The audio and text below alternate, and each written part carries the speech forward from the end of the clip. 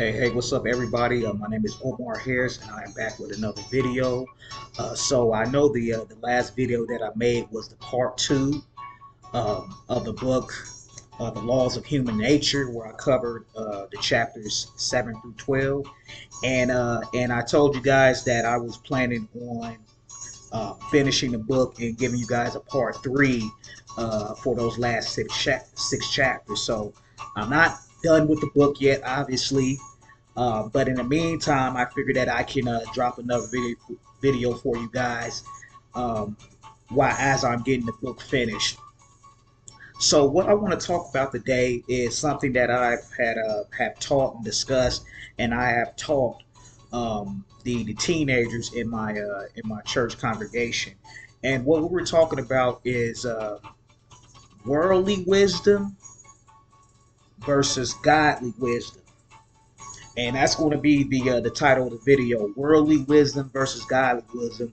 We're going to look at all the different aspects of worldly wisdom, the wisdom and the knowledge that you need to move in this life, and then we're going to look at those aspects of that godly wisdom that you're going to need to move through this life as well. So at the beginning of the class, what I did is that we kind of had like a open discussion about a few things. So I'm gonna break it down just like this. We're going to talk about what it means to be book smart, number one, what it means to be street smart, what it means to have common sense, and then we're going to touch on godly wisdom. So those are the four things that we're going to cover today. So the first thing is book smart. What is book smarts? Book smarts means education that happens in a formal setting, in a school setting, right? These are these are ways that you learn how to prepare for tests. Book smarts has a lot to do with theoretical knowledge.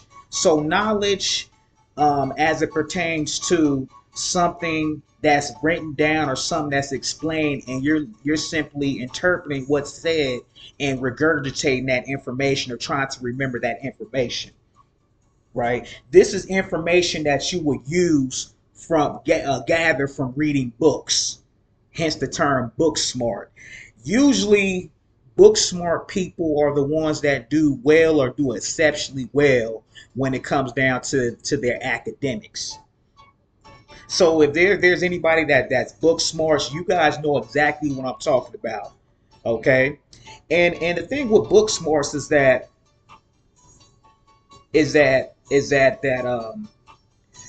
this is usually serves as a foundation for your learning in life. This is why parents they put forth an effort to set their kids on a good foundation when it comes to book smarts. They're reading to them at an early age. A year and a half old, they're teaching them how to write their name. They're teaching them numbers. They're teaching them colors. They're teaching them how to say short sentences. They're teaching them, the things that they would need to progress in school. And the sooner that you would teach your kids that, because their mind is like a sponge, it's just absorbing so much information at a fast rate, then the better off that they're going to be as far as getting that early foundation. So that's why book smarts is important. But here's the key thing, though: book smarts is not the end all be all either. Because just because somebody is quote unquote book smart, that doesn't mean that they're going to be successful in other areas in life or in life period, because that's where some of those other wisdom, some of that other knowledge is going to come into play. Okay, so that kind of covers the whole gist of when it comes to book smarts. So the second thing we want to cover is street smarts. Now, if you think about it, book smarts is the formal education that's in a structured environment at a school, right? So the street smarts is the education that you get outside of that structured environment in school. Street smarts is more about people skills, it's more about social skills. learning how to read the room when you walk into a social setting, knowing, being aware of your surroundings, knowing how to deal with different people, different cultures, the people with different temperaments, just overall knowing how to deal with people, period. The difference between book smarts and street smarts is that, like I said, being in a classroom setting, being in a school setting, everything is very structural. Everything is very routine. But as far as being street smarts, we know that in life things change at the drop of a dime. And so when things change, you got to know, be able to adapt to those changes, and you got to be able to adapt quickly. Otherwise, you're going to get left behind. As a man, knowing how to talk to women, as a woman, knowing how to engage with men, that's the example of being street smarts. So you see why having some street smarts is important too. Now, I know for a lot of some of my kids, they were a little bit confused because they automatically assume that street smarts have something to do with you being in a gang or you getting involved in some criminal activity, and that may have a little bit of a role to play when it comes to street smarts, but it's not just that. It's other areas in life that's outside of school. Okay, so that covers the whole street sports aspect. You notice how the old folks, our parents, and a lot of the older folks, they would tell us that we need to go outside. We need to spend some time outside because it doesn't do us any good to be in the house all the time. Developing our social skills, we get that, within our families, but we also get that from our peers and from other folks from outside.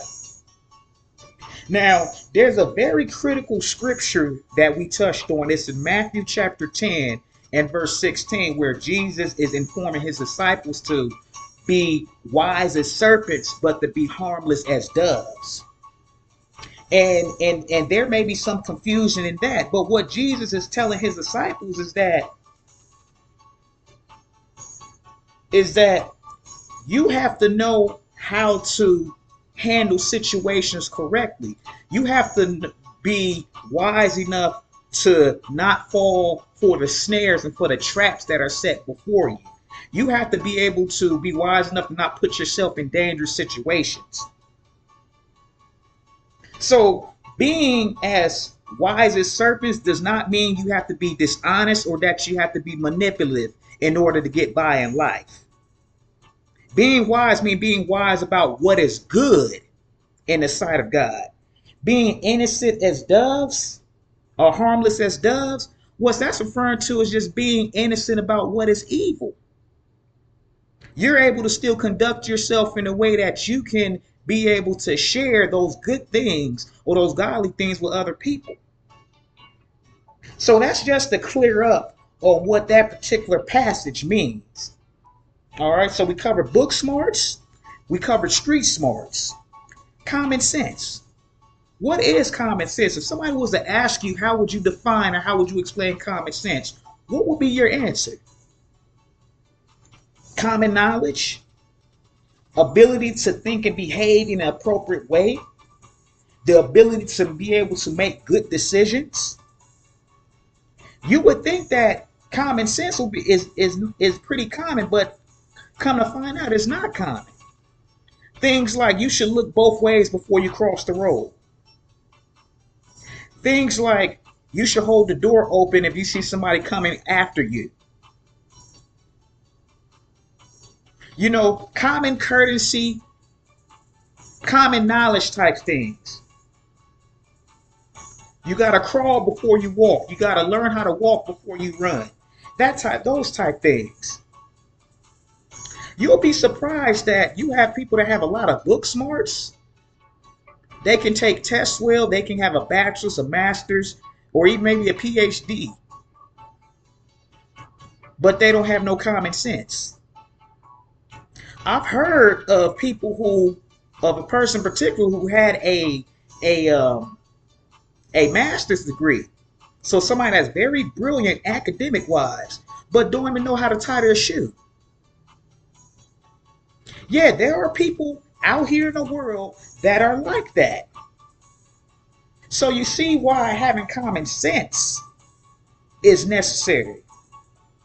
Now, the last thing we want to touch on is godly wisdom. So, what is godly wisdom? Obeying God's commands, obeying God's law, being righteous, being able to make have gain knowledge to make good decisions in life and avoid making poor choices.